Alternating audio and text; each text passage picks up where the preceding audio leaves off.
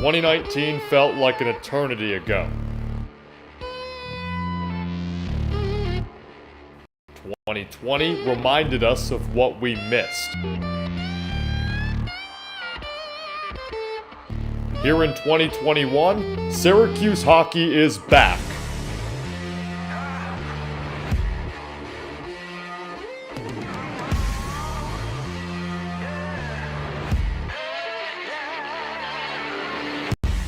Opening day is upon us. It's Syracuse and Stony Brook here on the SU Hockey Network.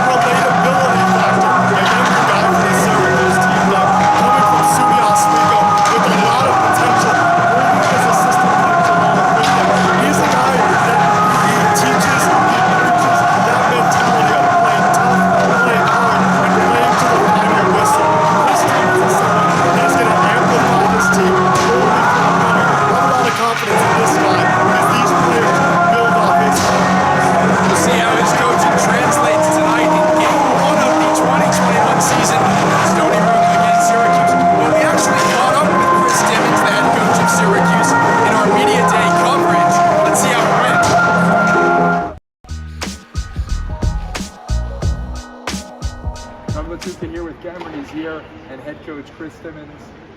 Coach, brand new to this Syracuse team, coached 5 seasons, 4 with that COVID season at Oswego, and you brought your assistant over with you. How's the transition been? It's been good so far. It's definitely been an adjustment period for both of us, but coming in, the guys are really acclimated, ready to go, and really to accept us in. And so far, it's been a really smooth process. You're coming off the COVID year, so you finally get what seems like a normal season. How does that feel? You're almost going into it. It's been an amazing feeling, honestly. Having that year off and 18 months of not being around on the ice, it's an exciting time, and it's a lot of news for this team, and I'm really excited to get going here. You had over 50 wins, led your team to a conference championship at Oswego. Does that come with any pressure coming over to Syracuse? Do you have to live up to what you did at Oswego and bring that over here, or is it a brand new team, new everything, new goals? I think it's a little bit of a balance of both. There's always that pressure because Syracuse hockey does have a good reputation of being a quality hockey program, and coming in and with the reputation of the hockey coaches prior, there's something to live up to. But there is also that experience that I had at Oswego that I'm hoping to translate here into a culture and create something special here. So you get into this system, first game on Friday. What's the first thing that you tell the team? Of course, you've had time with them during practices and not an in-game competition. But going into Friday, what's the first thing you tell this team? Have fun and be able to get back on the ice again. Honestly, first period of any game coming back is going to be nerves, right? So it's a long time off. There's going to be nerves that come, so it's more or less just being able to enjoy the moment, be happy to be back on the ice. And then, once we get that out, we can readjust and get back to our system game and, play a full 60 minutes at the end of the day. So, Coach, how are you adjusting to Syracuse? Obviously, at Oswego, how are you adjusting to the city of Syracuse now that you're here? It's been great. I live in Syracuse now. I live out in Fairmount, so I've been there for a bit. I did the commute to Oswego for those 5 years, so it's definitely a shorter ride riding down 81 to get here, but no, it's been amazing here, and I'm really happy to be here. Does it seem surreal that the season is so close? Of course, we've had all this pause, all this, lack of sense of normalcy. Now that the season is so close, what can you describe it as that it is so close? It's hard to explain, honestly. There's a lot of emotions that go into it, especially coming back, but just excitement, honestly. I think that's the biggest thing that I've learned over the past couple of weeks, especially going into tryouts, is the level of excitement's there because we didn't have it. They're getting something back that originally was never taken from them. COVID was a specific situation that we lost that ability, to play. So coming back this year, excitement was the big thing, and I know these guys are ready to get going. Yeah, we have something in common, both from Long Island. I'm from Dix Hills, you from West Islip. Now up here in upstate New York, and you played hockey. You had 100 career points, 100+ career points, second in program history at Oswego. How does your knowledge of hockey from a player translate to coaching? It's something where, I've been on the ice, I know what it looks like in a game, and, I can relate to that experience, and I can relate to the speed of the game as well. So I like to use as much as my experience as I can to teach these guys going over to, prepare them accordingly for the season. So having that on-ice ability and understanding the league and the competition that you'll face is definitely an advantage that I utilize with these guys. But, everyone sees the ice differently, and I've learned that over the years, and it's something that we continue to build on, and you learn new things each and every day. Now, Coach, relatability is such a huge factor. How are you approaching relating to these players? Because, of course, at the end of the day, these guys are getting on the ice as also college students. How do you relate to these guys being a coach? It's a balance thing, right? So, this is a part-time job for me, so I also have to balance it along with a full-time job. And that's something that I relate to these guys as well, is that you need to balance a good education while also enjoying the sport that you can, but having those time commitments and dedication, that's a big thing that I like to push through, and I relate to them as well. I have to do the same thing as them in terms of balance and finding what works, and that way they can be successful in each area. You brought your assistant coach, Jordan Alhart, here with you. He coached at Oswego for the 4, maybe 5 years. I heard from one of the players that he had a locker room type situation going on in his attic with all the player equipment. Is that true? This is true. Yeah, we actually built a storage facility in case, some of these guys were storing it in their basements and such. And, we want to retain the quality and make sure that these guys are being treated, comparable to a varsity program. So Coach Alher went out of his way and rebuilt our attic to make it, a suitable equipment storage area. So it is definitely a sight to see. And that's in Syracuse, correct? Correct, yes. Now, taking a step back, how was that tryout process like for this team? We didn't get the people that we expected, but we still had a good turnout. We had a lot of guys here that were ready to go, and as we mentioned earlier, the COVID year, a lot of excitement coming through, but the tryout process every year is a tough one, right? At the end of the day, you have to make some tough decisions, but, you look at it as you're going to put the best 29 to 30 guys on the ice in order to have a successful season, and at the end of the day, it's business, nothing's personal, and you're just trying to build the program in the right direction. I think that's what we did with tryouts. And of course, there are a lot of team goals. You see that banner on just the other side of us. My guess is that might be, returning to that might be one of the biggest team goals. As a coach, coming into this new system, what is the biggest team goal? I think it is taking our league championship, but a big thing for me is I take it day by day. It's good to have those goals in the back of our mind, but each day is just going to be a game-by-game process. Once the first weekend, once we get past that first game, we're going to get a sense of mentality that door is closed and we're opening a new door to the next game. And, focus on the next game rather than looking ahead. And as long as we're doing that and committed to that, I think we're going to be successful in the end.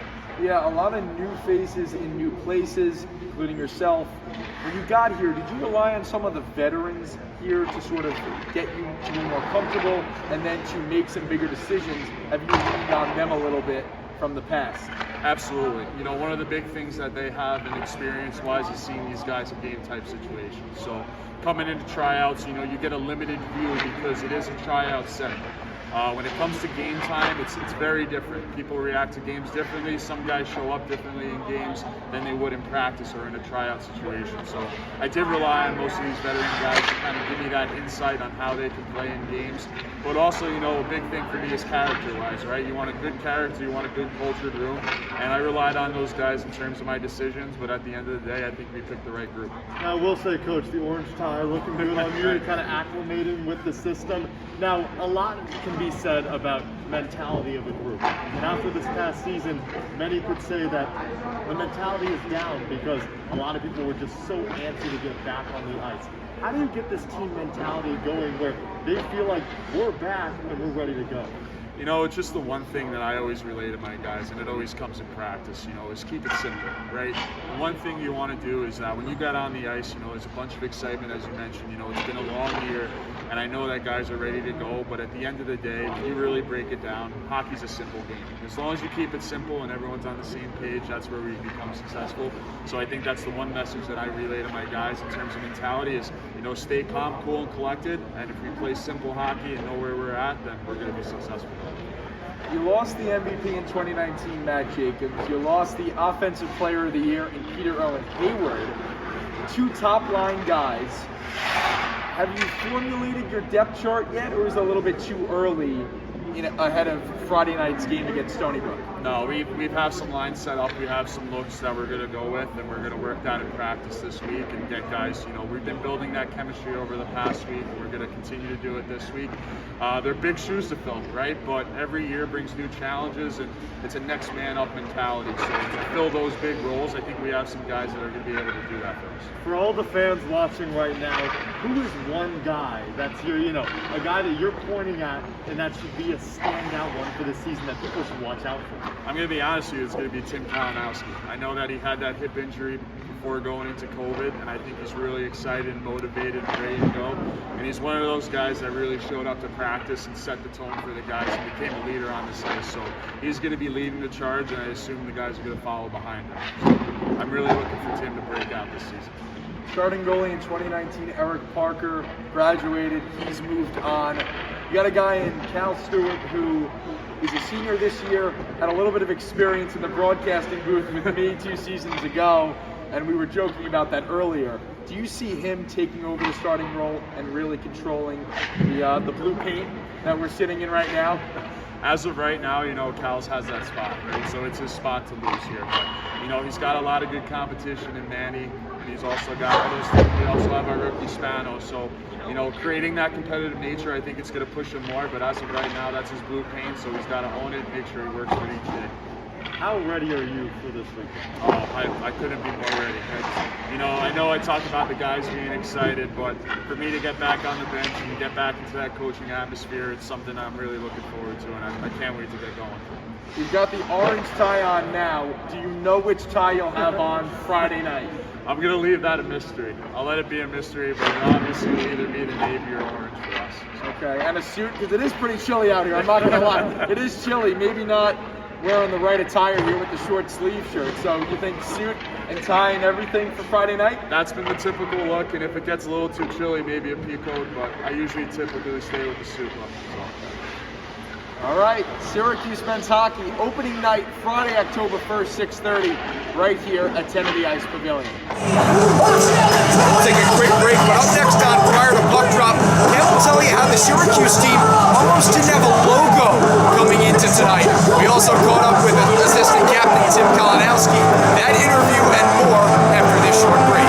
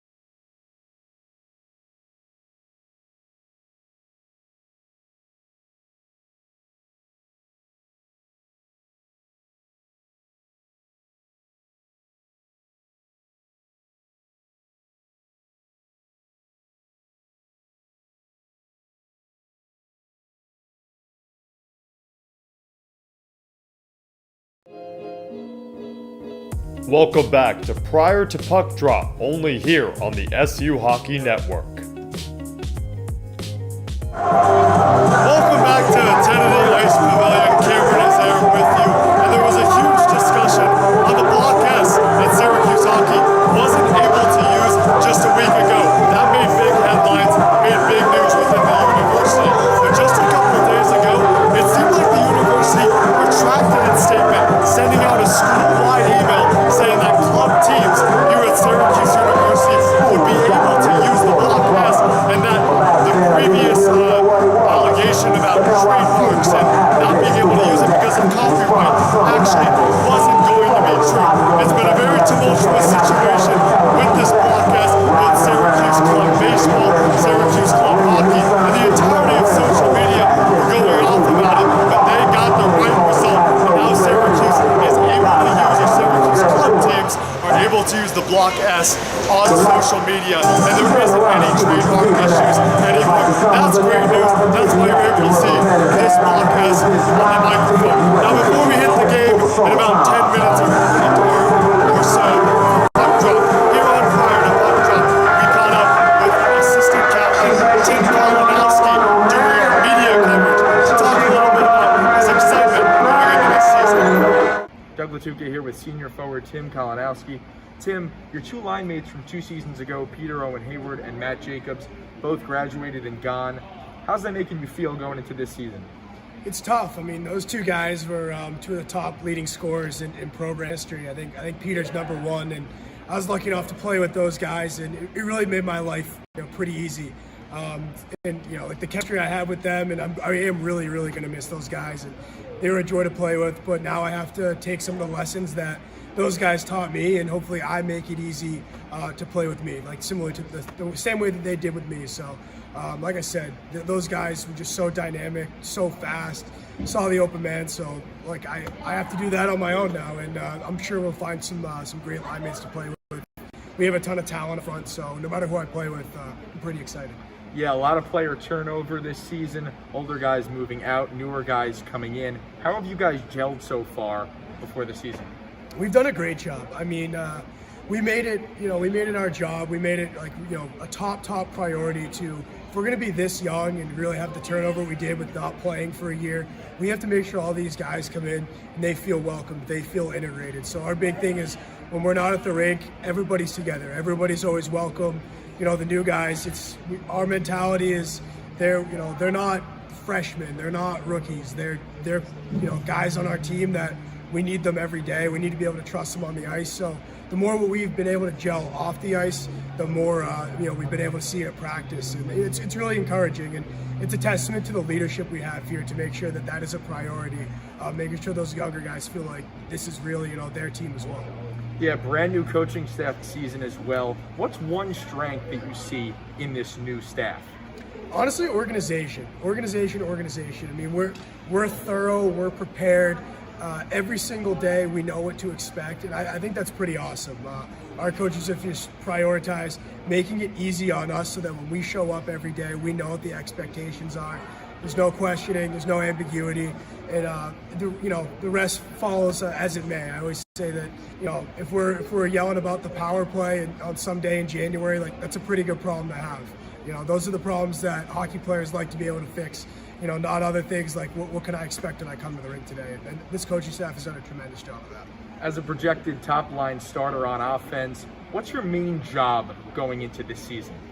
So my main job is to make sure that my feet and my legs are feeling good, because look, we've been off the ice for a long time, and there's nothing like game speed itself. So while I've done the best I can to condition all off season and stay in shape, it's going to be weird when that timing happens, that first game and getting up and down the ice. If my legs aren't there as a smaller guy, it's not good news. So I have to make sure I prioritize getting up and down the ice as hard as I can. Yeah, full season off due to COVID-19. Last year did not play at all. What are your season expectations going into 2021?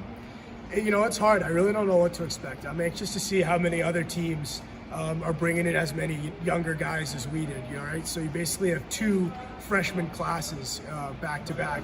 And every team around the whole country. So that's going to be interesting. I'm anxious to see what other teams look like in that aspect. But on our end, look, if everyone's in the same boat, let's just make sure that we're the tightest team. Let's make sure that our chemistry is great. Let's make sure that we play fast and get up and down the ice, because if we do that, all those other things will kind of take care of themselves.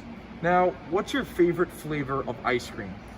I'm actually not that big of an ice cream guy. I think it's a pretty overrated dessert. I guess like vanilla. I mean, something like that. But I'm more of a toppings guy. I think if you actually want dessert, you gotta get a cannoli. You gotta get some sort of a pastry.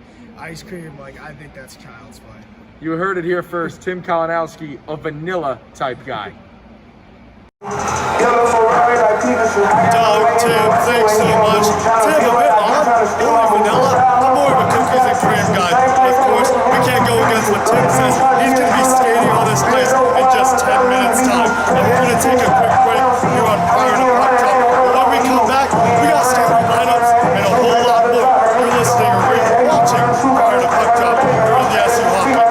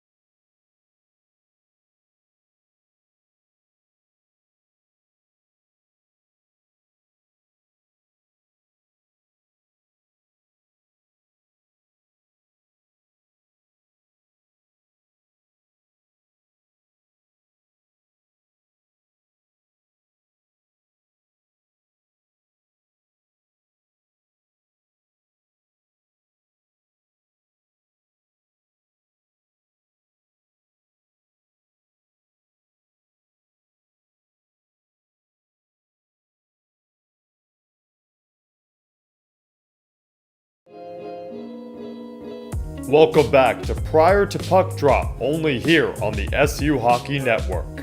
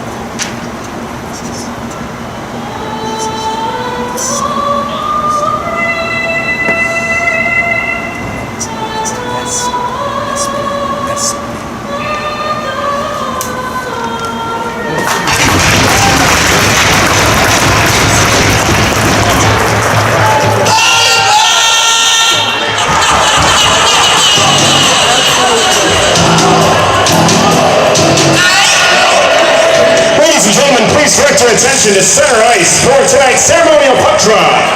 Last season, he led the Orange to an NCAA Sweet 16 appearance, averaging just under 18 points per game, and was named to the ACC All-Conference First Team. Please welcome from the Syracuse men's basketball team, number 35, Buddy Bayheim.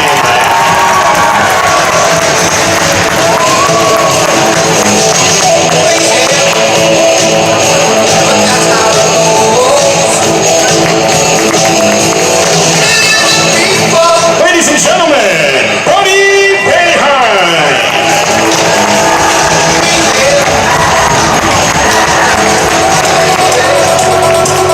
And now, ladies and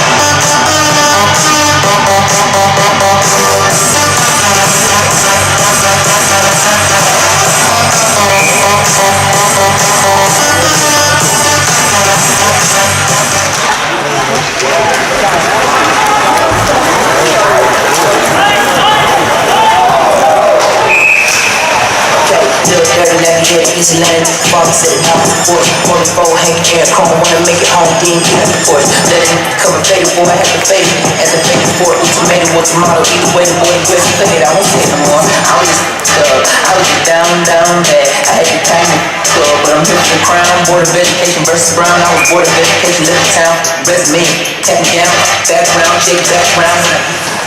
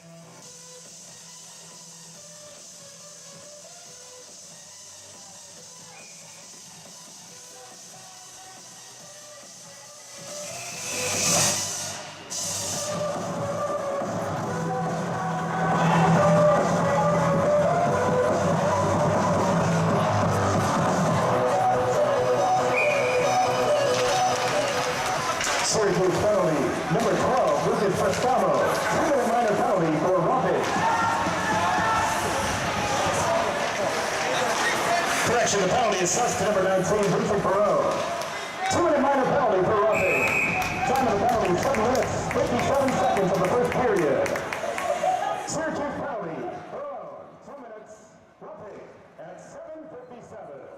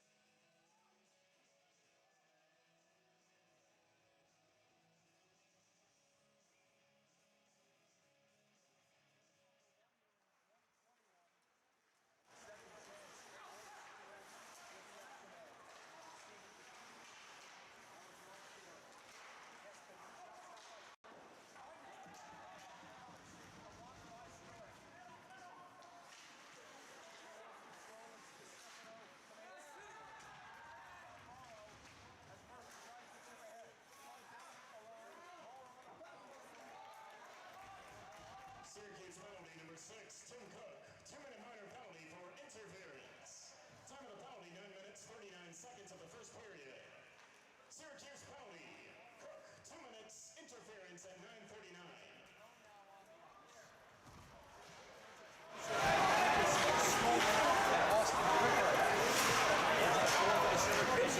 They try to kill off. 5 seconds on the power play. Shake that.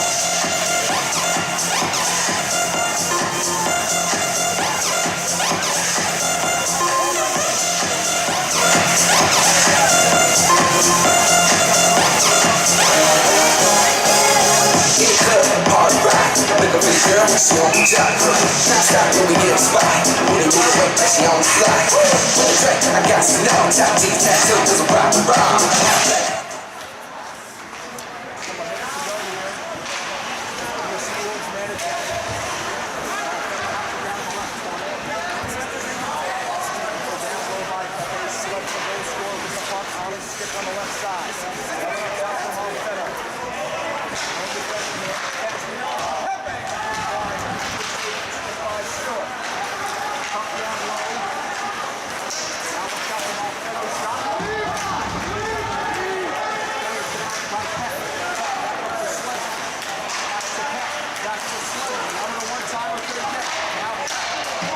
Stony for a power play goal, his first of the season, scored by number 88, Joseph Slavin.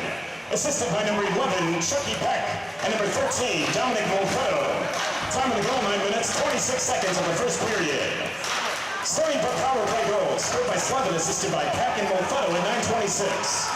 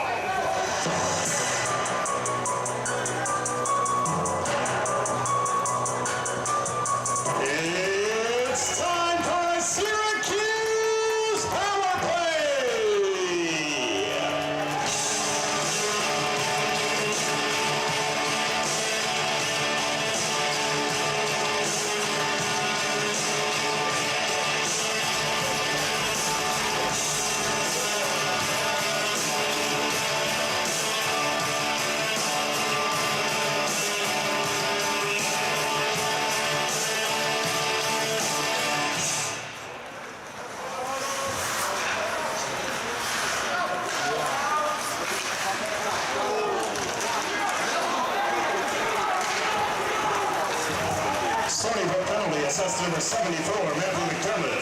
2-minute minor penalty for interference.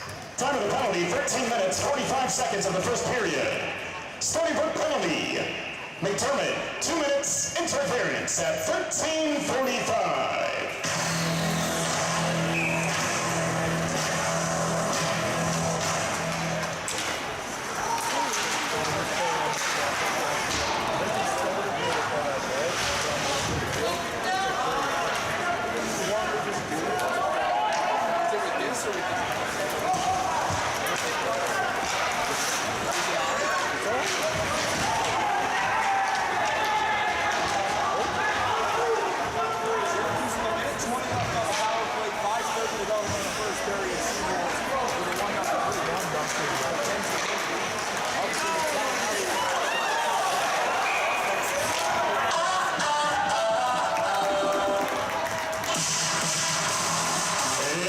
It's time for Syracuse 5-on-3!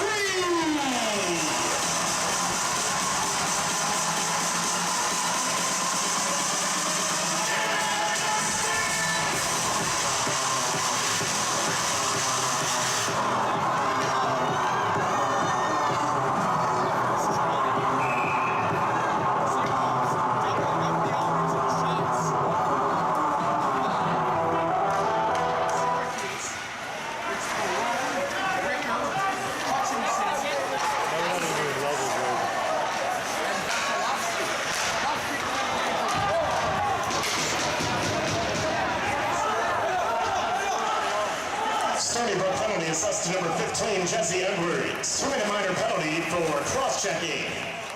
Time of the penalty, 14 minutes, 37 seconds of the first period. Stony Brook penalty, Edwards, 2 minutes, cross-checking at 14:37.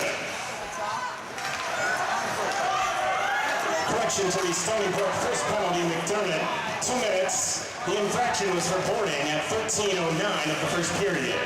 McDermott previous penalty, 2 minutes, boarding at 13:09.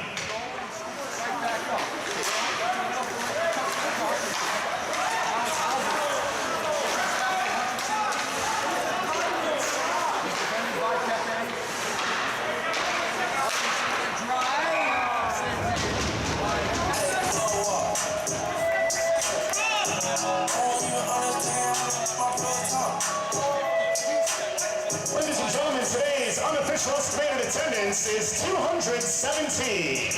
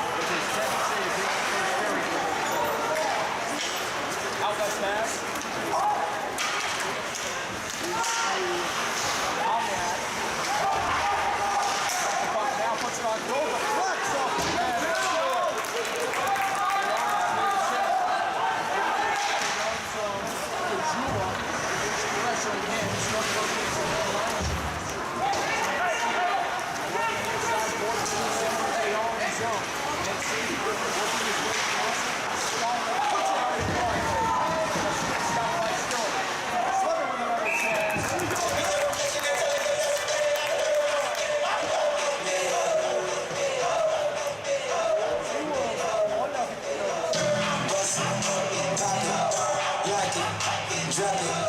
We going up like the stock it. Outside and inside the Lambo is chocolate. Throw it, watch it, cake it, pop it. Let's get it big, it might bust out of pockets. She keep it wet, I might bust out a locket.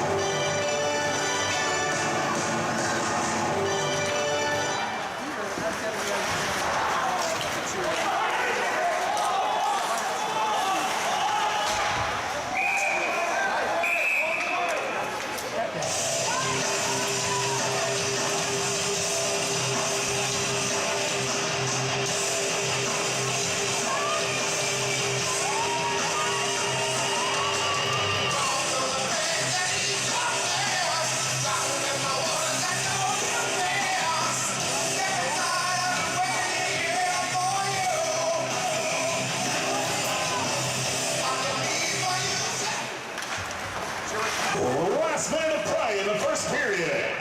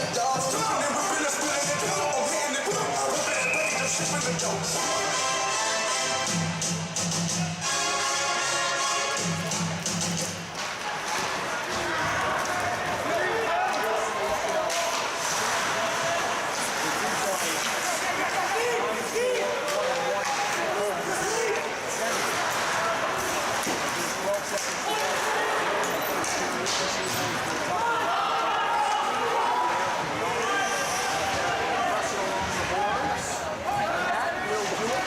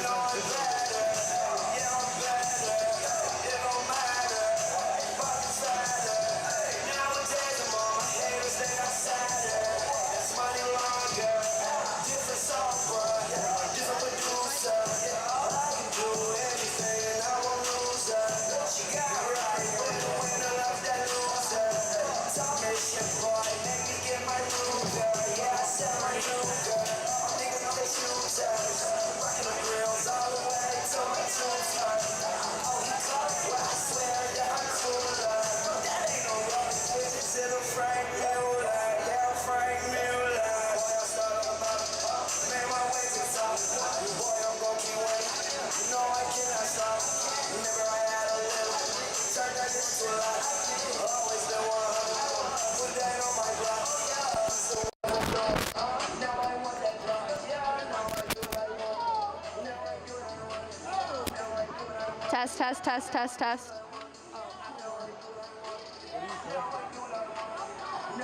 Hello.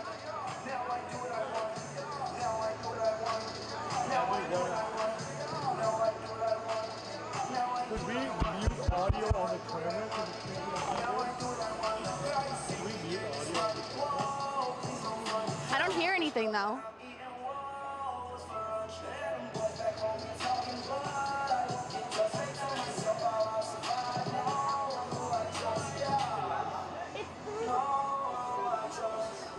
How do we change that?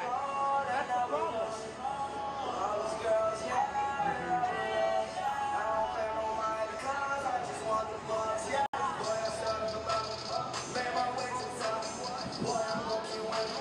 No, I cannot stop.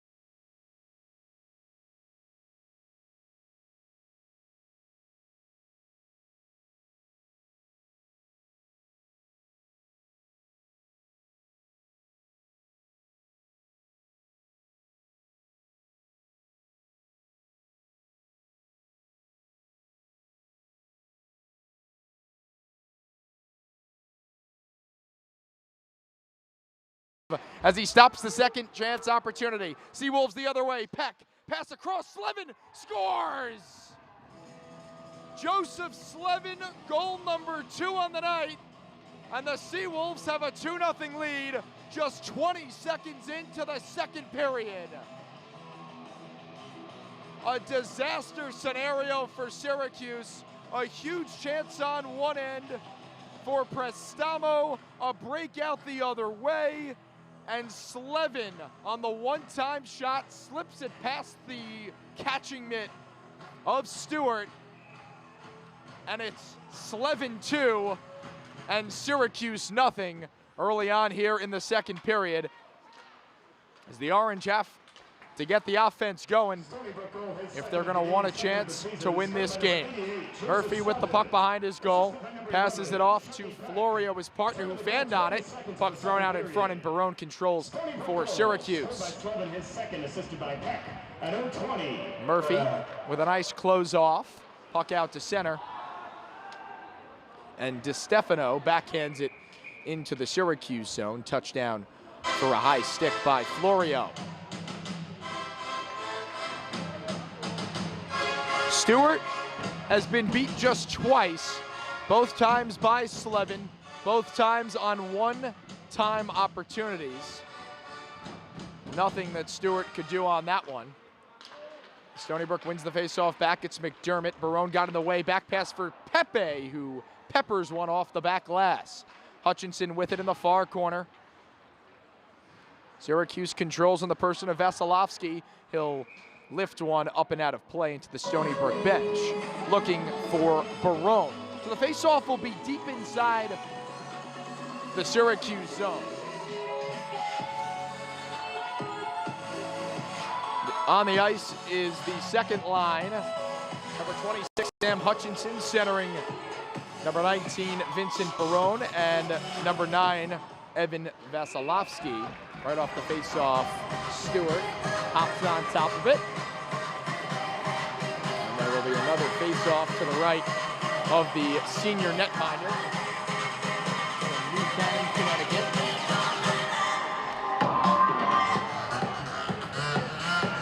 Another face-off win, this time by Edwards. Stony Brook controls, and the puck goes off the stick of DiStefano, who fans on the clear and try, then does get it as far as Florio. DiStefano takes it away at center, moves in on the right side, pass to the middle. Seawolves still have possession. Puck behind the orange net. Battled for and won.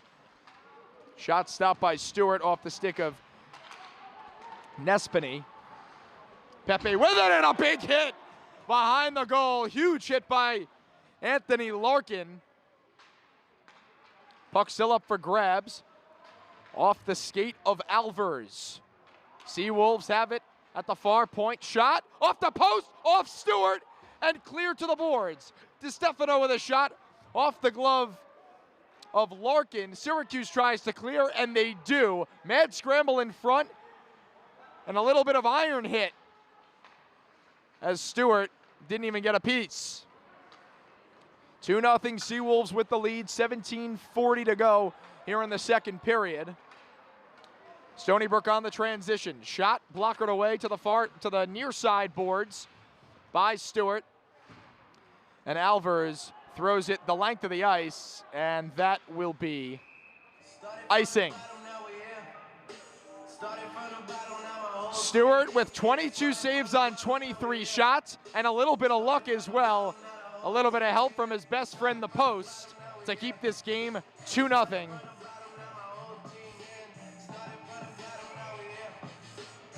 And I bet head coach Chris Dimmons told his team at the intermission, they got to get the offense going, they got to get their legs moving.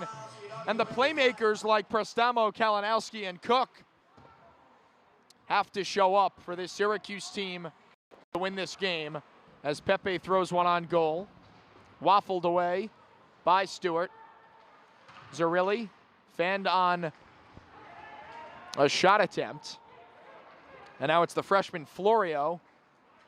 Floating one out to center. Scooped up by Alvers on the right wing. Shot and a save made by Kazakov. Up and into the netting. First big chance for the for Syracuse here in the second period. And it's off the stick of freshman Brock Alvers.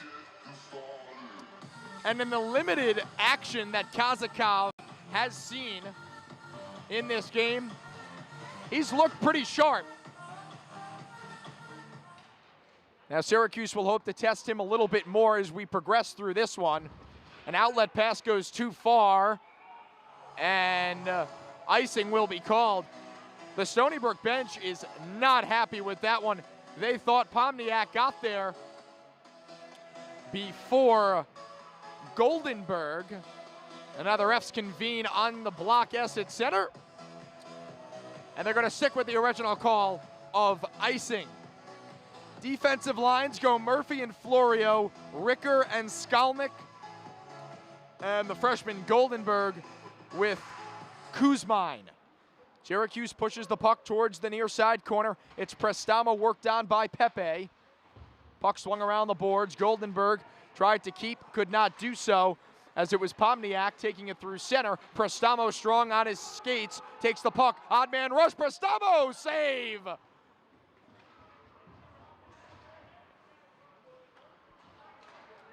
Syracuse controls at center. Prestamo with a golden opportunity. And Kazakov said no. Seawolves keep it in at the line. Goldenberg looks to push it out of the zone. Instead, the shot goes wide. Prestamo working on De Palma. And Stony Brook back into the offensive zone. Backhander whizzes wide. And it's Prestamo looking to clear. Van de Zilver keeps the pressure on. Syracuse can't clear. Goldenberg swinging at it. He now has the puck, and Syracuse is out safely into center ice as Prestamo will dump and change. Big hit behind the goal. And it's Skalnick with the puck inside his own zone as he skates it up near the near side boards, gets it deep enough for Morrow to control. Morrow and Kajula trade spots. And Peck backhands one past a lunging Cooper. Skalnick with it, now to his partner Ricker, who has trouble with it behind his zone as he's double teamed. Syracuse with an outlet pass.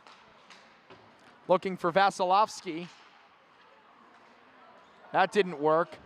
Orange try again, and Morrow gets it deep. Kajula in pursuit on Van de Zilver. Puck behind the net. Kajula backhands one wide, and it's Slevin cycling it back for Van de Zilver.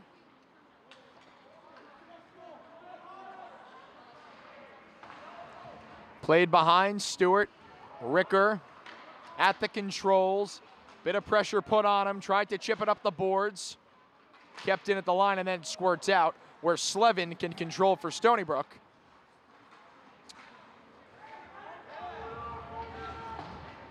A hit knocks DiStefano off the puck, and the Orange are out.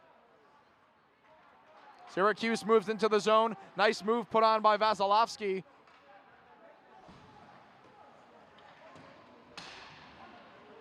Vasilevsky with it, stops, starts, makes a move around one, puts it towards the front, and it goes through as Hutchinson picks it up on the near side boards. Hutchinson with a shot, collision in the slot. Both players are slow to get up as Hutchinson had another chance at it. Both players have since dispersed from the slot.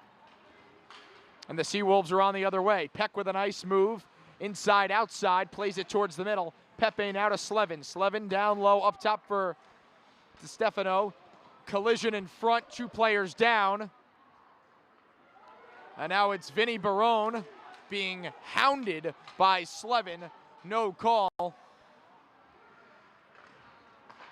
And we could take a breath. 13 minutes to go, second period. Seawolves with a 2-0 lead here in the 2021 opener at Kennedy Ice Pavilion. Puck behind the net, it's Pepe. Devin Pepe, the younger brother of Brendan Pepe. Brendan a defenseman, and Devin is at forward. Devin playing second line right wing tonight.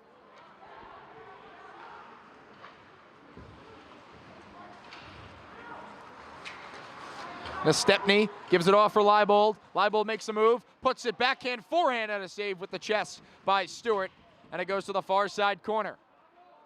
McKenzie back skates his way out of trouble, makes an outlet pass. That's disconnected by Mancini, but Syracuse has possession. Alvers being worked over. McKenzie chips into the play. Puck still there on the left side point. McKenzie diving try. It's an odd man rush. O'Brien moving on the right side. Shot it wide. And it goes around to the far side boards. Crisis averted for Syracuse, but they're not out of trouble just yet. Puck behind the net. O'Brien chasing after Prestamo. Failure by Prestamo to clear. Good move towards the middle. It's Edwards teeing one up. A stick gets in the way and it goes out of play. Syracuse with just 12 shots through 30 minutes of play. And they trail 2-0 against Stony Brook. These two teams will match up again tomorrow afternoon. It's a 2 o'clock puck drop right here at 10 of the Ice Pavilion. We'll be live here on the SU Hockey Network. Syracuse has Mauro Kajula and Oaks on the ice. Rather, that's George Haywood, the freshman. He's the extra forward dressed tonight as he sees some game action. Puck goes past Goldenberg and all the way around the goal. Chase after for it. It's Kuzmine. Stony Brook tries to play it in front in the person of O'Brien. Now in the near side corner, Seawolves come out with it. Wraparound try. Stewart gets the pad on it, and Syracuse clears to center. Fess with it. Haywood chasing after. Clearing try, stopped at center by Goldenberg.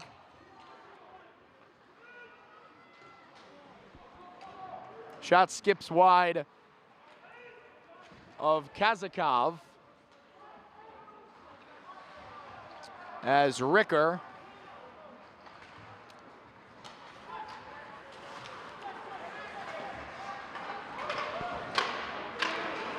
Skalnick with plenty of room in front, skates up the near side boards, dumps it in deep. Coming out to play is Kazakov. He has trouble. Syracuse can't get the puck towards the net as double teamed was Larkin. Big hit in the corner. Stony Brook out the other way. It's Pomenek trying to play towards the middle. Broken up by Skalnick. And Ricker floats one up and out of play. And we'll have a stoppage.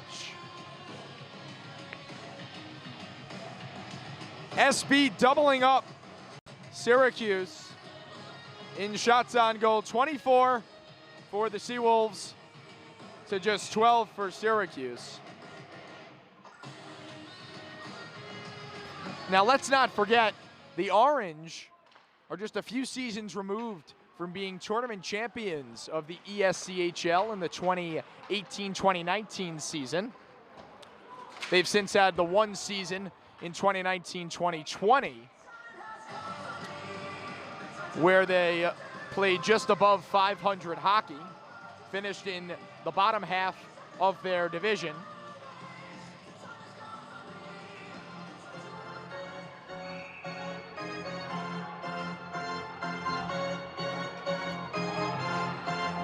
Face off on the near circle inside the Stony Brook zone. Big opportunity here for Syracuse, and they put out the second line of Vasilevsky, Hutchinson, and Barone. On defense, it's Florio and Murphy, the top pair. Hutchinson wins it forward, has possession, tries to play towards the net, and it's snuffed out by McDermott, who can't clear. Shot by Florio, goes off the pad of Kazakov, and to the corner it goes. Hutchinson with a nice play to use his body, tried to get around Slevin, couldn't do so. Murphy at the line tried to keep, and it slithers out. Hutchinson, a big boy at 6'3", 205, and his size and physicality is being felt here in the first game as Kazakov gloves it down and settles everything down with 9:19 to go here in the second period. 2-goal lead for Stony Brook, both coming off the stick of junior forward Joseph Slevin. Slevin listed at just 5'7", but he brings a mighty punch with that one-time shot as he's beaten Stewart twice. Seawolves win the draw and move into the Syracuse zone. Peck moving in on Murphy, who takes him off his skates. Hutchinson with it, lost control. Peck with it, harassed by Hutchinson. Slevin plays it towards the middle for Pepe. Stony Brook tries to put it out in front. It finds Mancini. Shot knocked down by the stick of Hutchinson. There's a battle for it in the slot. Barone gets his stick on it. Pepe pushes it towards the far side boards, and Syracuse will throw it down the ice. Icing could have been called, but Kazakov came out to play it instead. Here's an odd man chance for DiStefano, and he scored! Beautiful move to get Stewart moving one way and putting it in the other. Robert DiStefano. He's been all over the ice tonight, and he extends the Stony Brook lead to 3 with 8:29 to go here in the second period.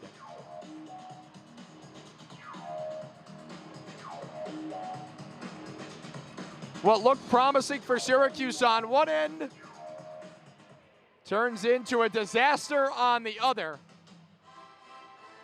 And it was a turnover at center ice that gave Stony Brook a 4-on-1 odd man rush.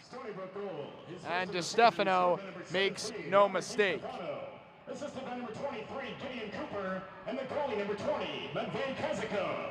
Time of the goal, 11 minutes, 31 seconds of the second period. I mentioned how Kazakov came out of the goal and played the puck on which would have been an icing, but he made a heads-up pass into the center ice area, and then it was DiStefano with the goal. Here comes Syracuse with an odd man rush of their own, 3-on-2. Cook fans on the pass, and there's going to be a penalty called. Tripping is the infraction.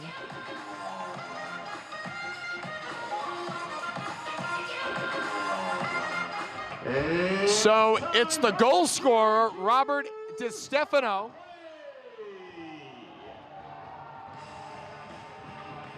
who is now sitting on the Stony Brook bench, and he's a bit puzzled about the call. It was a 3-on-1 that turned to a 3-on-2 with Cook controlling the puck on the left end. He was then taken down by DiStefano, and the Orange will go to their third power play of the night.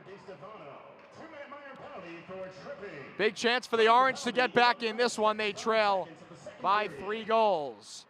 Vacant left point for Syracuse, and it's dumped all the way down the ice. Stewart plays it to McKenzie. Kalinowski, Prestamo, Larkin, and Cook, the 5 out there for Syracuse. Kalinowski dumps it into the near side corner. Puck swung around the boards, kept in by McKenzie. Now Prestamo drops it off for McKenzie, puts it towards the goal, and a deflection by Larkin goes off the pad and into the corner. 3 Syracuse Orange down. Stony Brook coming out the other way. It's Nestepny moving it on the left side. Shot sticked away by Stewart. Syracuse trying to counter. Here's Cook. Seawolves getting back. Larkin with it. Near side boards. Checked by Malfetto. Syracuse controls, as you can hear Timmons, the head coach, screaming to his team to settle it down. Larkin lets it go for Prestamo. Prestamo, far corner. Ricker now on the ice. He takes Murphy's spot. Ricker on the left boards, looking for a lane, puts it into the middle, deflected on goal. Save with the right pad by Kazakov. Stopped a sure goal as Larkin had a chance. Puck in front off a skate. And Kazakov says, I need a break. Let's settle it down. 6:31 to go here in the second period. Stony Brook taking control. They lead 3-0 with 26 seconds to go in the tripping penalty. It's the most recent goal scorer, DiStefano, who sits for another 26 seconds. But a promising start to this power play as Hutchinson whistles one wide. Puck at the boards, chipped ahead, and here comes Stony Brook. It's Edwards on the right wing. Edwards moving towards the middle, shot! Good block by Ricker as it went off his stick. Syracuse trying to transition. It's Barone. Now up for Vasilevsky. Left side, stops, tries to throw it towards the goal, goes off a skate. Hutchinson overskates.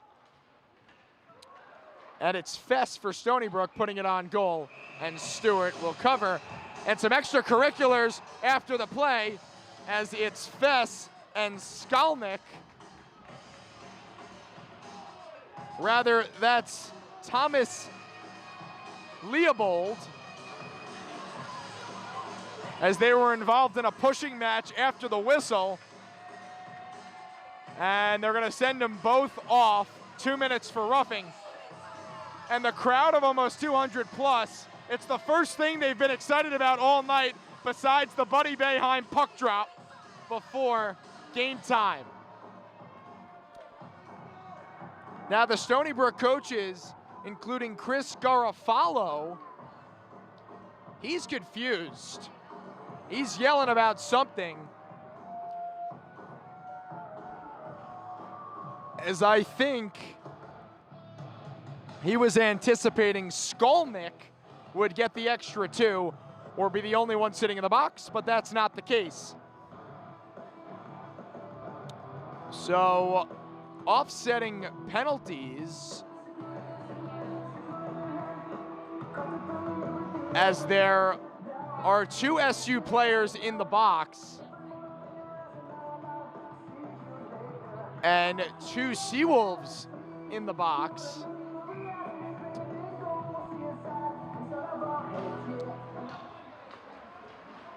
Nonetheless, no advantage for either side, 4-on-4 hockey. Kalinowski out there with Goldenberg Prestamo, as Prestamo backhands one wide, and the fourth is Ricker. Goldenberg with it, creeping in from the right point, tries to put one on goal, does so, and Kazakov corrals it into his chest. Maybe the 4-on-4 hockey will give Syracuse a chance to get their more skilled offensive players involved. They've been neutralized by this SB defense, leading to a 3-0 score with SU trailing. Ricker at the left point controls, throws it down low, and it's Van de Zilver. Big hit behind the net, Prestamo throwing his body weight around. Peck tries to move in on Goldenberg. Nice job there to knock him off the puck. Slevin and Prestamo battle. Ricker knocked it to the corner. Goldenberg tried to kick it ahead. It knocked out in front to the blue paint. And now Slevin with the puck. Makes a move. He's got some ice. Shot. Oh, and a big glove save by Stewart. He flashes the new orange leather. Cal Stewart with his best save of the night, and he's doing his best to keep Syracuse in it. And my goodness, how many penalties could they be announcing? It seems like half of both the rosters are in the penalty box. Game misconducts, but no loss of manpower on the ice as we continue to play 4-on-4. Mancini stops, passes it to the far side boards.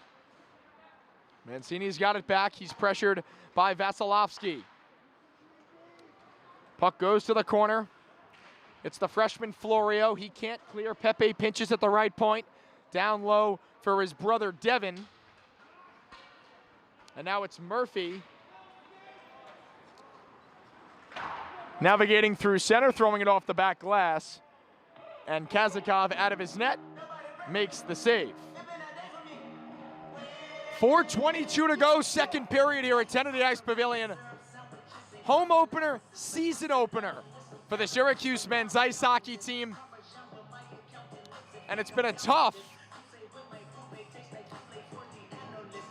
first period, and now with just 4:20 to go in the second period for SU, as the offense has been limited and the defense has been stressed. And the one shining spot has really been Cal Stewart. Even with the 3 goals allowed, he has looked extremely sharp as the starting netminder for Syracuse. As play moves on, it's Pepe backtracking his way, now moving forward, making a move. And Stony Brook is offside.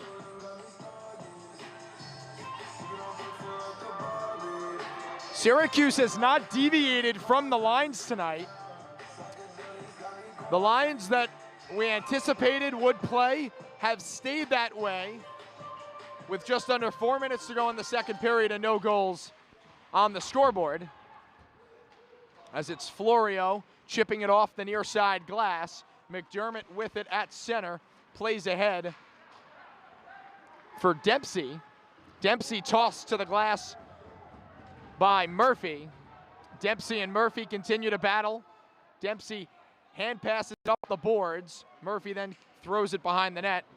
Some extracurriculars after that, but we play on near the near side boards.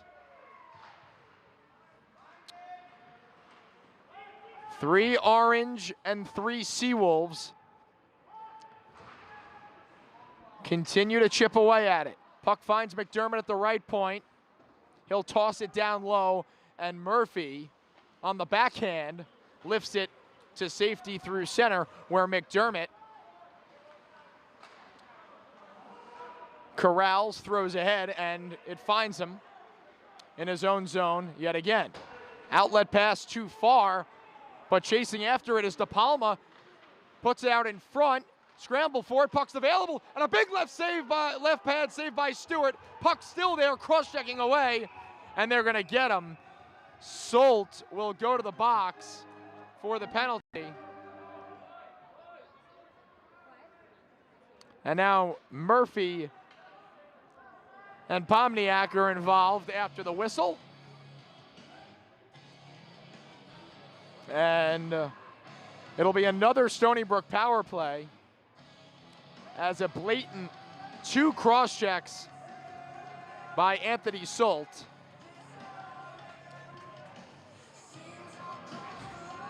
The fans might like the physicality and the extra stuff after the whistle, but I'm sure head coach Chris Timmons is not too pleased. With his team trailing by 3, coaches always say, play within yourself, keep your composure, and find your game. I think Syracuse is deviating a bit away from their game. And now they face a 2-minute disadvantage. As Peck on the right side, shot, save. The puck goes into the goal, but they're going to say no goal penalty on Austin Ricker, and they're going to toss Ricker from this game.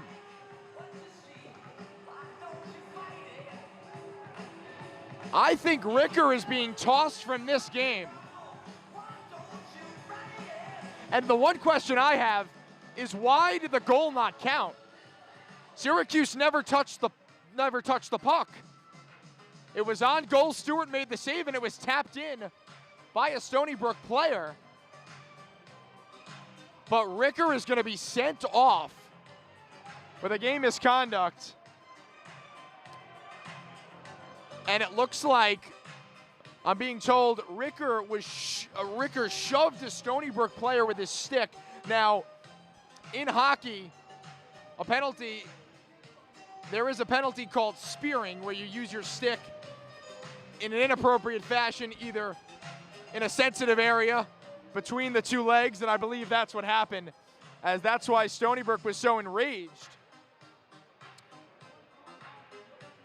And as a result, the Orange are going to be down a defenseman, trailing by 3 goals. The last thing,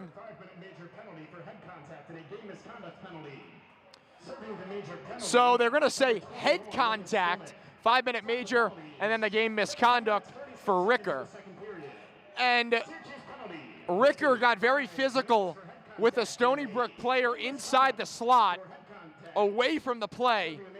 And I think that the referees deemed that enough to knock him out for the remainder of the game. 2:24 to go here in the second period. 3-0 Stony Brook lead. And now they've got a massive power play. At least for the next 5 minutes, they'll be on for the next minute 42, they'll be on a 5-on-3. Block shot by Prestamo as he went down on one knee. They'll have a man advantage for the next 4 minutes and 40 seconds as a puck goes off Murphy's skate and behind the goal. Stony Brook controls its Pepe. Now to Pepe again on the return from Malfetto, and Stewart stops play. A lot going on here at Kennedy Ice Pavilion. Not much positive for Syracuse, as they're down a skater in Austin Ricker. They're down 3 goals on the scoreboard. And they face a 4-minute and 29-second loss of manpower on the ice. That will carry over to the third period, as Stony Brook can score as many times as they want inside this man advantage. It's Pepe. Now across to Malfetto with the one-timer, blockered away by Stewart. Malfetto with it in the near side corner. Slevin has 2 goals already. Malfetto up top for Peck. Passes it off for Pepe, and the whistles blow. And we got another penalty. And this time, Timmons is going to be happy about it, as it's on Stony Brook. It's on Malfetto, as he will join a very crowded Stony Brook penalty box, as the Seawolves carrying two other goalies, Thomas Sullivan and Andrew Gargulo. They are both dressed in case Kazakov cannot continue to play. Kazakov has faced 15 shots. He's made all 15 saves.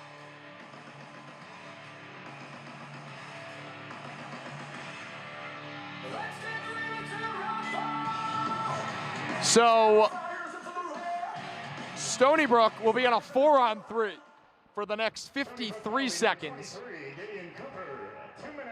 Then the penalty will go to 5-on-4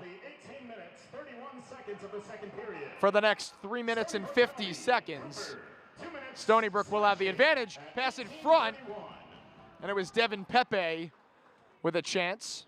Stewart got the stick down in time. DeStefano with it, now across for Pepe.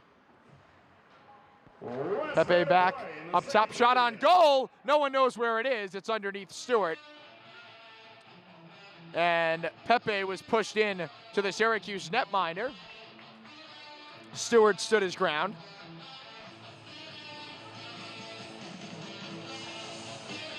And you can't say it enough. Cal Stewart, a guy who I was calling games with in the 2019-20 season. He was the play-by-play guy. I was on color. Didn't even dress. Decided to be in the press box with me. Now starting tonight, and he's really shown us something, breaking in those beautiful orange pads. 45 seconds to go in the second period. Stony Brook still on the 4-on-3 advantage. It's Mancini, now to Edwards. Edwards switches spots with Mancini. Mancini walks, glove save, rebound, they score. Tap in goal for Stony Brook. And it keeps getting worse for Syracuse as fans are flooding out of Kennedy Ice Pavilion. It's Robert DeStefano. His second goal of the night. And it's 4-0 Stony Brook with 33 seconds remaining here in the second period. Now on the Ricker Major, that 5-minute major, Stony Brook could score as many goals as they can inside that 5-minute time slot. They've got one already. And with 22 seconds in the second, Slevin walks his way around Florio. Slevin checked by Murphy. They battle in the corner. Murphy with it, tries to step his way around. Peck can't do so. Puck into the middle for Slevin. And Murphy scoops it, turns back, tries to press it along the boards. And now Slevin's going to get a penalty. And we saw this a little bit in the 1920 season. These games get extremely chippy. This is club hockey. These guys pay to play. They try to have as much fun as possible. But in a 4-0 contest, you have seen the physicality pick up. The chippiness has increased. And the anger level from the orange is in the red area. So there's 5/10 of a second to go here in the second period. Timmons has pulled Stewart. Syracuse would have a 4-on-3 advantage. They are going to pull. They're going to pull the goalie and make it 5. They can't win the faceoff as the puck goes to the corner. And that'll do it. 40 minutes in the books. Stony Brook with a 4-0 lead over Syracuse here at Den of the Ice Pavilion. And for Syracuse and Coach Timmons, you wonder what the message will be inside the locker room in between the second and the third period, as the referees have now sent Stony Brook off first. They'll then be followed by Syracuse just to ease the fuse that has gone on between these two teams. And you could bet the third period will be physical, will be nasty, should be fun. We'll see if the Orange can come back. They're down 4-0 after 2 periods. We'll be back for third period action.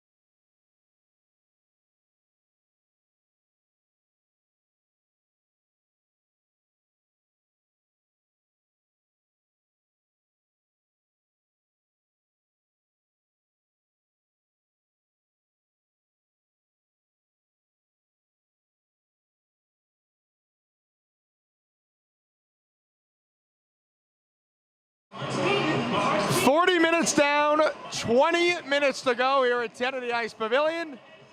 The Stony Brook Seawolves and the Syracuse Orange. Stony Brook with a 4-0 lead as we enter the third period. And I'm sure Coach Chris Timmons in the locker room was talking about effort level, keeping up the play here, and trying to stay composed as we've seen Syracuse sort of lose their heads here, take a few penalties, and start playing outside of their game, which can be expected for a team filled with predominantly new guys, predominantly freshmen and sophomores who have never played in a college ice hockey game before. 19 departures from the team in 2019 to this team in 2021, which means 19 additions. And for Syracuse, I'm assuming they'll want to lean on their 11 returners, specifically the top line with Kalinowski and Prestamo.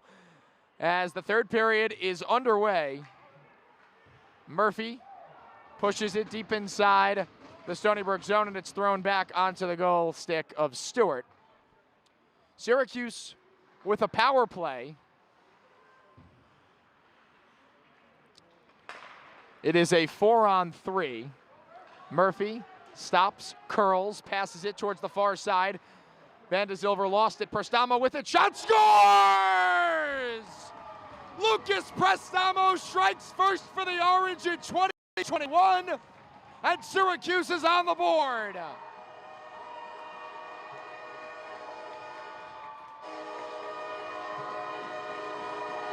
We spoke about it coming out of the break. Syracuse will want to lead on the veteran presence, and who better than Lucas Prestamo, the top line center, to get the scoring started for SU in 2021. And still plenty of time, just 34 seconds came off the clock here in the third. And Syracuse just down 3, now with some life.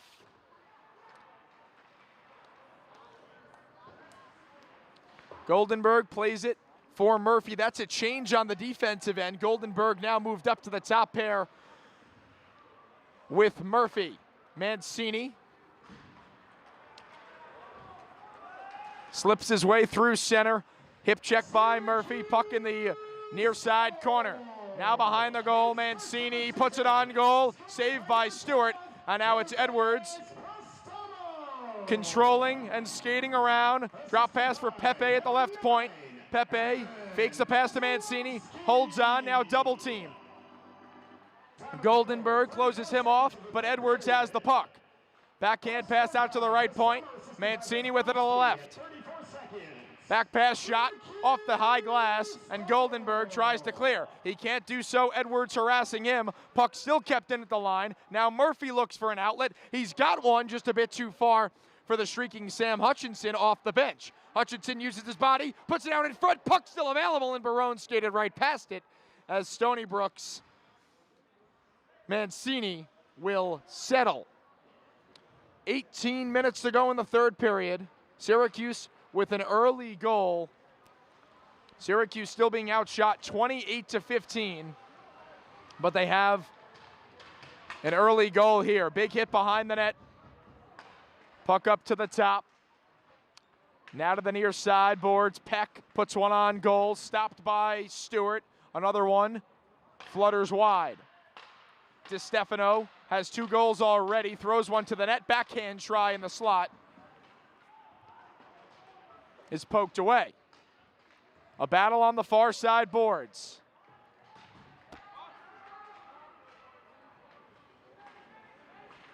It's Haywood out of the box. Couldn't get his stick in the right position. Shot by Peck, deflected out by the freshman Florio. Good start for Syracuse here in the third. Already a goal, that coming just 34 seconds in off the stick of Lucas Prestamo.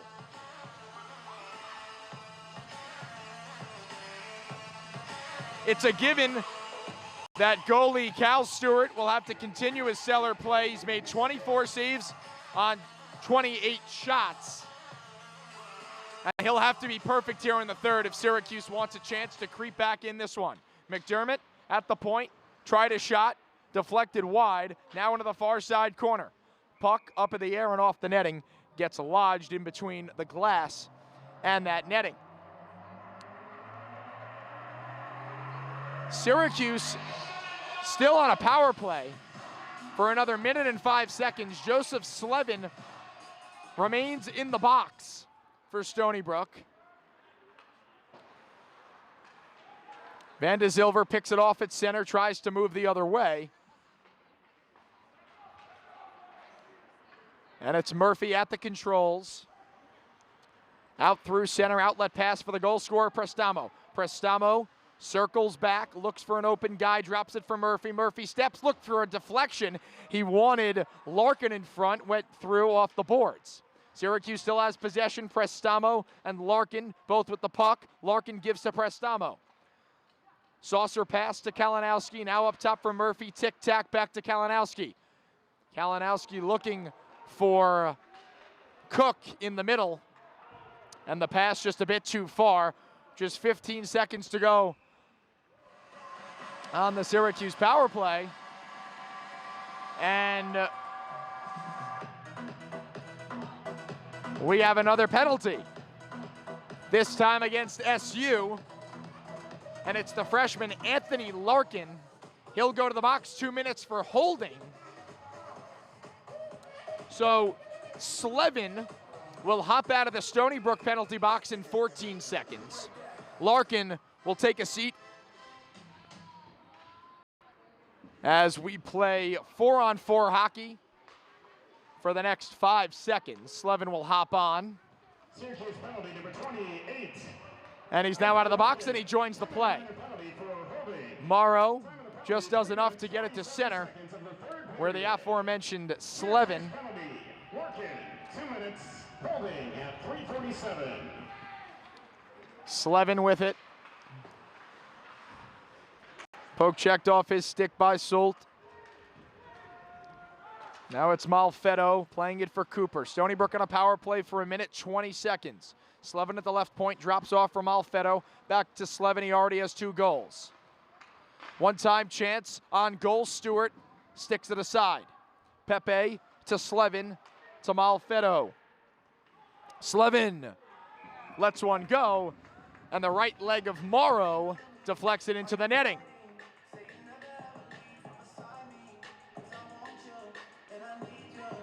Just under 5 minutes gone by here in the third period. SU trails by 3 goals. It was 4 coming into the period, but a Prestamo goal inside the first minute has made this game a bit closer. Stony Brook still on the power play for 1 minute. Malfetto with a drive, padded away to the corner. Malfetto's got it back on his stick. Now Pepe drags, passes off a skate. Peck dekes his way around, shot, stopped by Stewart. Puck was loose, but a whistle stops play.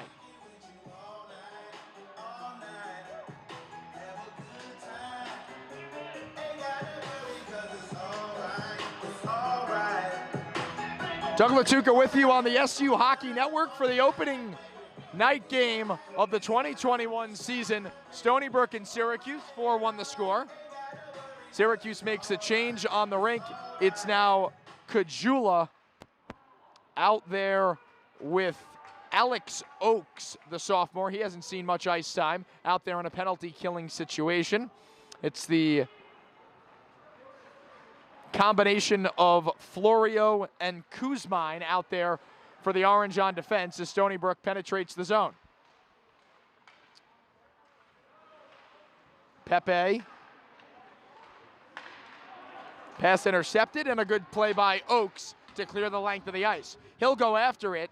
Kazakov passes it up the near side boards, and Stony Brook works out in transition. Plenty of Orange are back on defense. Shot whizzes wide of Stewart, goes to the far point, and out of the zone, Mancini looks for an outlet. Pressured by Oakes and Prestamo.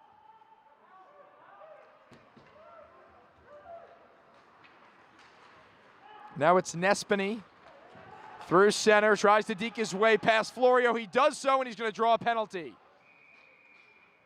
Puck is touched up, and Florio will go to the box for 2. It's a tripping call.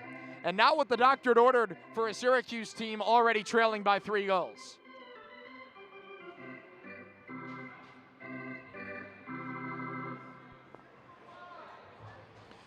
Fans still here at the Pavilion in support of Syracuse here on an exciting opening night. I apologize, the penalty is on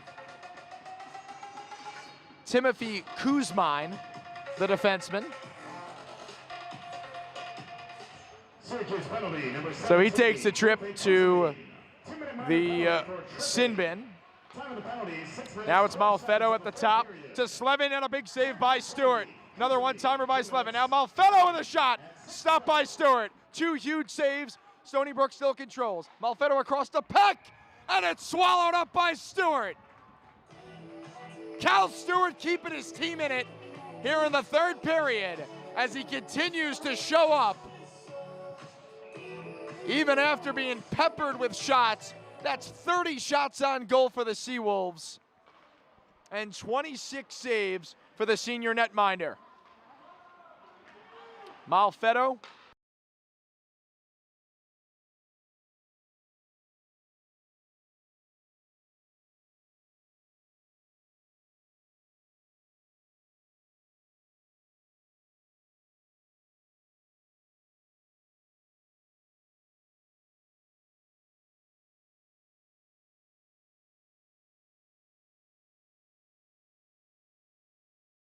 Oakes doing a great job here on the PK in his limited minutes.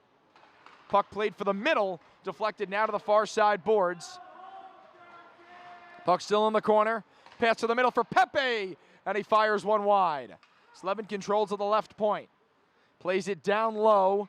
That's Cooper. Now up top from Malfetto. He lost possession, and there goes Oakes. Rather, that's Solt as he knocked the puck out of the zone and all the way back as Stony Brook will regroup. It's Cooper bringing it in on the left side of the zone. Cooper stops at the circle, now gives to Slevin at the top left point. Slevin trades spots with Mancini. Mancini walks his way down back to Slevin, and now on the stick of Mancini again. Mancini has some room, winds, fires one wide, deflection back in front. And it couldn't be teed up by Devin Pepe. And here comes a little bit of a break. It's Alvers. And a whistle behind the play, and it's going to be a penalty. Now Syracuse had a break. It was Brock Alvers moving the other way, so you'd have to assume the penalty is on Syracuse, and it is. It's on the freshman defenseman Lucas Skalnick for cross-checking.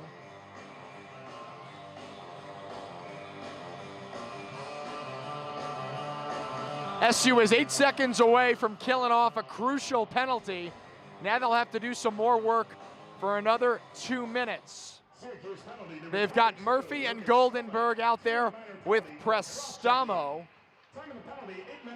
It's a 5-on-3. Coming out in front is Devin Pepe. Stewart shuts the door. Prestamo with it, tries to clear, cannot do so. Murphy taking off the puck. Pass in front. Puck to the corner as Murphy got back. Behind the net, it's Nestempi.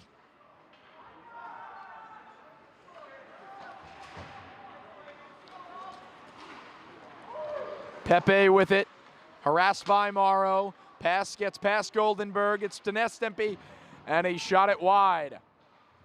There to chip it out is Prestamo with 1:10 to go in the Seawolves power play.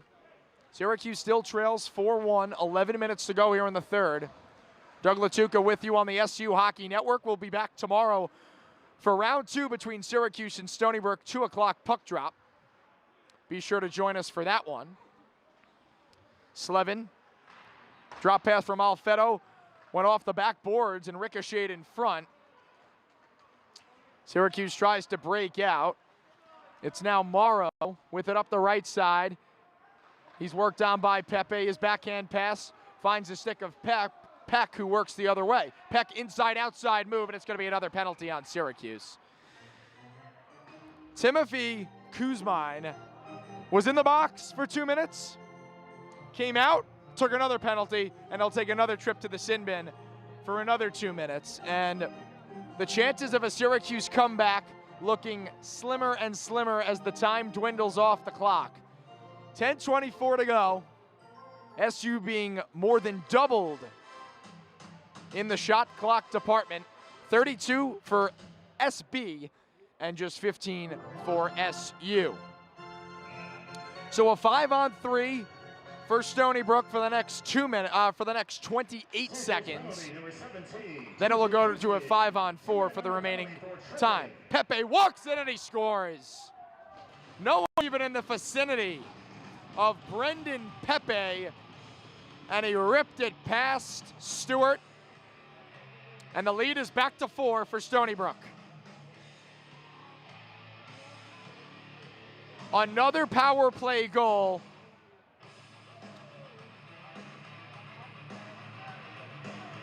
And undisciplined play and penalties has really shot Syracuse in the foot today, as they've allowed 3 power play goals to Stony Brook. They have yet to score on any man advantage of their own, with the lone goal coming here in the third period off the stick of Prestamo. So good news for Kuzmine as he's out of the box, but it cost his team a goal. Halfway through the third period, the deficit is now 4, and Stony Brook just looking to waste some time. Florio defending Cooper. Mancini. Now Peck.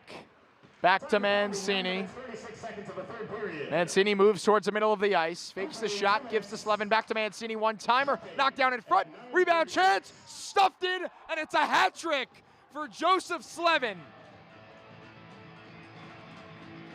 No chance for Cal Stewart.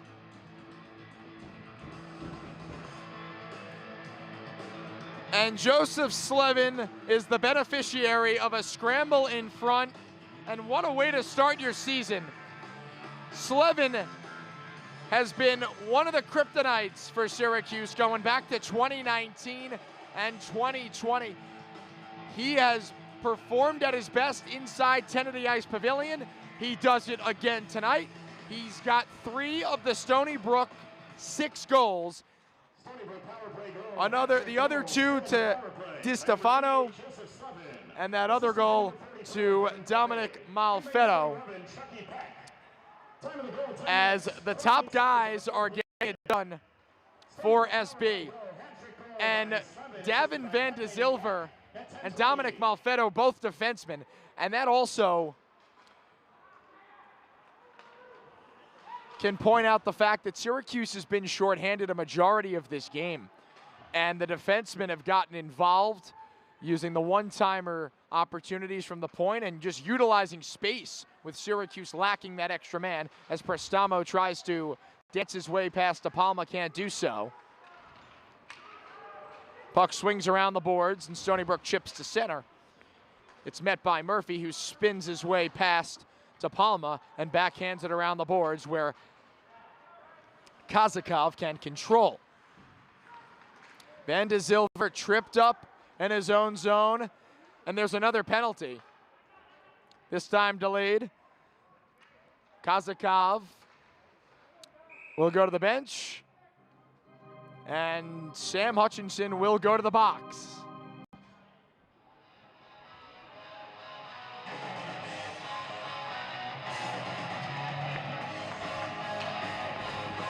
So not the way new head coach Chris Timmons and the Syracuse team thought it would go tonight. So much energy, so much anticipation, so much excitement going into tonight's game.